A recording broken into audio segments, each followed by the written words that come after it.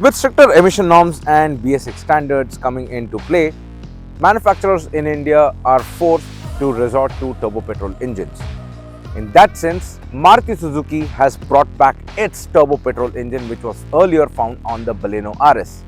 Hello and welcome to Drive Spark. This is Bharadwaj, and what you're looking at here is not the RS but a whole new car that's called the Fronx. And we are here today in Goa to test drive this car and tell you everything you need to know about that 1-liter turbo-petrol engine and its gearbox options as well. Let's get started.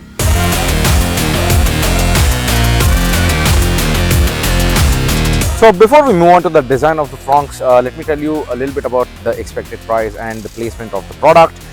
So Maruti will be placing this in between the Baleno and the Brezza, and it is also expected to be priced in between that range, so somewhere between 10 to 13 lakh rupees ex showroom of course. And also it gets 9 color options, out of which 3 are dual tone. And finally coming to the variant, it is offered in 6 variants, and the top in alpha variant that you see right here only is offered with the booster jet turbo-petrol engine. Now moving forward, let us talk about the design. Now design, obviously it is a crossover hatchback and Maruti has to give it an aggressive styling. They have done it with an inspiration from Grand Vitara is what I feel. They have given large chrome logo and large chrome bar which connects both the DRLs on either side. You get a blacked out grille, and also at the bottom as well you get dual tone finish to give it a very sporty touch. And also on the bumper are placed the LED headlamp cluster. With that, Maruti has managed to give it a split headlamp design where it feels inspired by an SUV. And coming up top, you can also spot a very similar looking hood which has very aggressive lines just like the Baleno, and I feel it is inspired by that. And finally, the front is not only muscular or sporty, it is also smart because it gets a front parking camera which in conjunction with the ORVM cameras and the rear camera enables the 360-degree feature that is probably not seen in this segment. Now let's go to the side profile. So from the side profile, you can spot a very trendy looking dual tone alloy wheel. Certainly looks apart as well, and it also gets all-round body cladding for that again SUV-ish look. It also gets a silver dual-tone roof rail and a sunroof is missing of course, and you also get to see this aluminium finished window line which enhances the look of the car, and that bottom cladding which has that silver trim certainly adds to the sportiness of the car as well.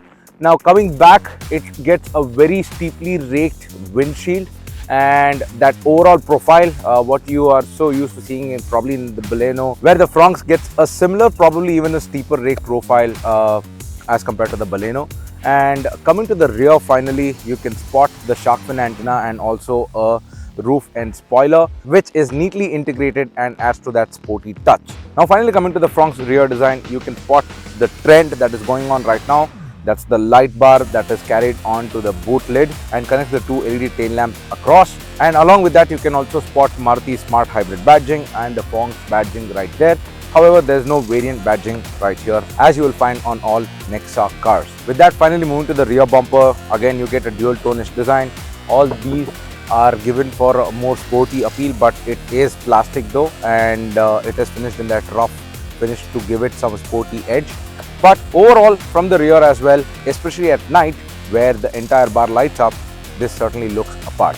Now moving to the boot, you have a request sensor here. If you have a key in your pocket, you can directly go for it, or even there is a button right here. Once you lift it, it is on hydraulic struts, it's not that heavy. But what is interesting thing is the loading lift here is very high. So actually the boot starts way down and you will have to take some effort to put your luggage inside, but it gets a 300-liter boot space with 60-40 split on the rear seat where you can extend that boot space. Fair enough for this segment. A lot of luggages could fit in, and especially if you want to extend it, you have that feature where you can pull down the seats as well. With that, let us get on the inside of the Fronx, and there are much more similarities, and let us see that starting with the rear seat.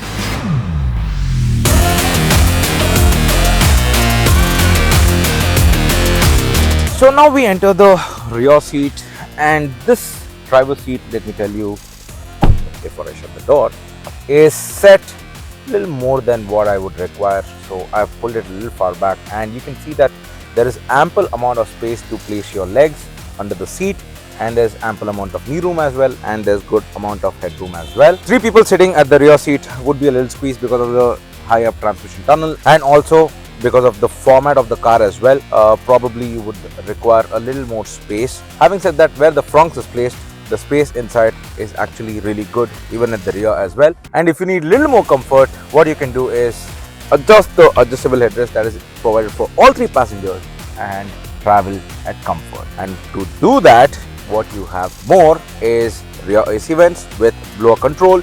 You have 2 USB Type-C ports right here, and you also get a little cubby hole right there if you want to charge your device and place it there. Also, there is a seat back pocket in the co-driver's seat. Now, these are all the features. However, I would have loved to see a center armrest, at least on the top end model. With that, let us check out what is there on the front seats of the Fronx. So now we are sitting on the front seat of the Fronx, and it is a very familiar cabin indeed. Even the Baleno gets almost a similar design, and as I said earlier, a lot of parts have been carried over from other Maruti Nexa models. Starting with the infotainment system, it gets the same 9-inch unit that is seen on other cars. It also gets Android Auto, Apple CarPlay. Along with that, it also gets Maruti Suzuki Connect features as well, where you can connect your phone and control certain features of the car, including voice assistant system that is present on this car as well. With that, you also get the same climate control unit. Hard buttons here, kudos to Maruti. We don't want to see a touch button for the climate control system, which we so often use. So good job there, Maruti, not switching to a touch button. And down below you get a wireless charging pad, along with the 12-volt socket and the USB slot to operate for the Android Auto and Apple CarPlay. And also it gets 2 cup holders just ahead of the gear lever. Now this is a 6-speed automatic, and that is why you are seeing this gear lever right here. Behind that is a manual parking brake, and right behind that is a center console with a little bit of space which can store your keys or your wallet as well. With that, you also get a cool glove box on the dashboard. And coming to the steering wheel and the instrument cluster, again, these are all bits that you have seen from other Maruti cars. You get the same 3-spoke steering wheel with the dual tone finish and the same mounted controls, and also the cluster as well. It gets a semi-digital unit. Now, this being a sportier model, you would really like to see a tachometer, which is present on this car, and also on a very legible font. This is what I would like to highlight of that cluster.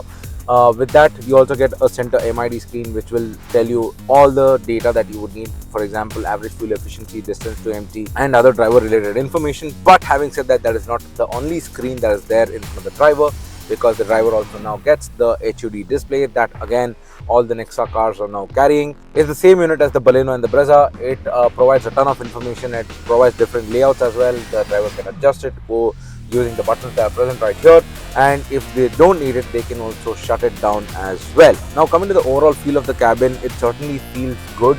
There are good use of colors and also good texture material. However, what I felt was, since it is placed above Baleno, they could have used a little more soft touch material in the dashboard to make it a little more premium. Probably in the next version we can hope that would happen. And finally, to please your ears, it continues to use an Arcamus sound system that is found in the Baleno as well. Now, these are all the features and tech that are present. Again, as I mentioned earlier, a lot of which have been carried over from other Nexa cars. But what is not carried over is this booster jet engine, and now it's time to drive this car and tell you how this engine performs in its BS6 format.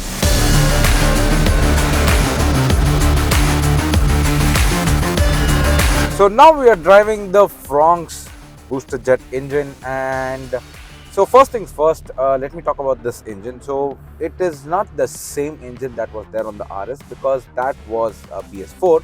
Now this has gone to BS6. It obeys the stricter emission norms, and also it has gone down by torque a little bit compared to the older model, but nonetheless it produces 100 PS of power and 147 Newton meters of torque.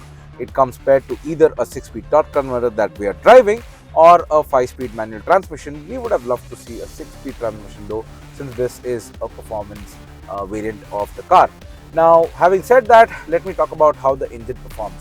Generally, turbo-petrol engines have a little bit of lag, and especially when paired with a torque converter automatic, the lag is a little more pronounced. You can find that in this car. So what happens is, if you're driving subdued, like how I'm driving right now, the car is little slow to respond, which when you want to overtake a little bit.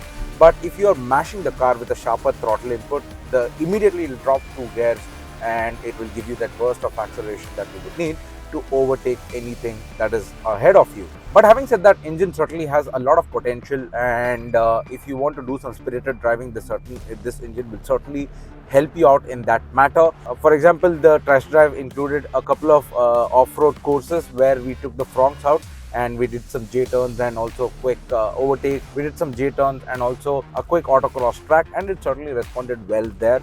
However, we would have loved to see, probably this is a outreach, probably this a reach maybe, but a DCT would be better on this particular engine is what I felt. And coming to the mileage, turbo petrol engines, especially 1 liter capacity ones, have a mixed characteristic is what I can say, because if you're really pushing the engine, you would end up with a very low mileage figure.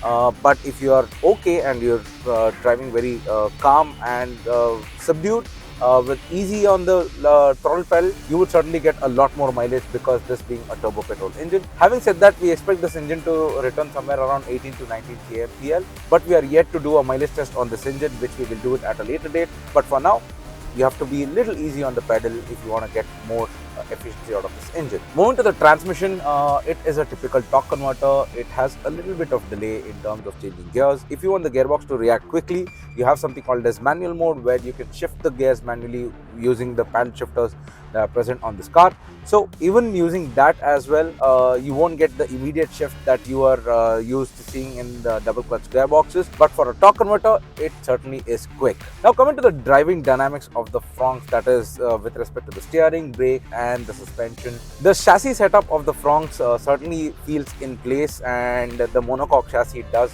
very well to handle all the undulations of the road, and paired that with a stiffer suspension setup, the ride quality is actually really good on the Fronx, especially that is seen on bad roads. India is filled with bad roads, and it soaks up all the smallest undulations that you find on the road and gives you a very comfortable ride. We have tested the Fronx on really bad roads in the Goan streets where there are a lot of potholes, and I took those potholes at speeds and I felt very comfortable. Barely anything came into the cabin, and paired with these comfortable seats along with the suspension and the chassis, you will get a very good ride out of the Fronx. But what could have been better is the steering setup.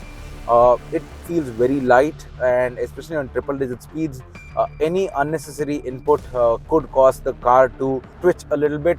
We would have loved to see a heavier setup on the steering wheel. And finally, coming to the brakes, Fronx uses disc brakes at the front and drum at the rear. It is a very light car, and it does not need much stopping power with the engine, and it does not need much of a stopping hardware.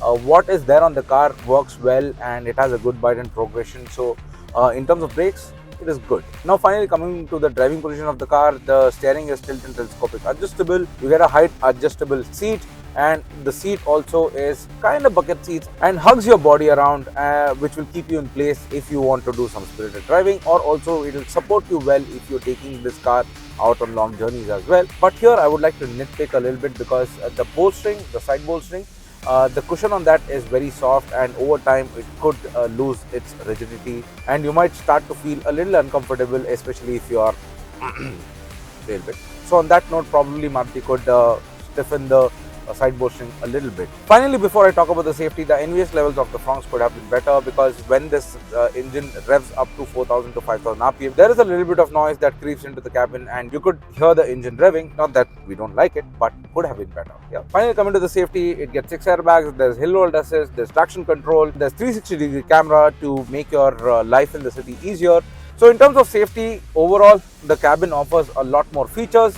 However, as is the trend these days, the car is yet to undergo any global in-cab or crash test safety rating, and on that note, once it goes through that rating, we will report back. But what I can say is, cabin is pretty much cool, because there are a lot of safety features which will help you avoid the accident rather than protecting you after having one.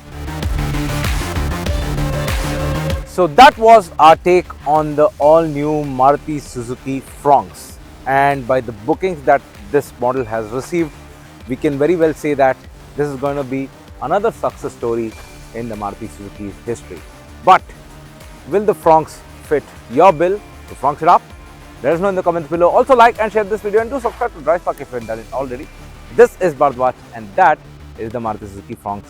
I shall see you in the next one.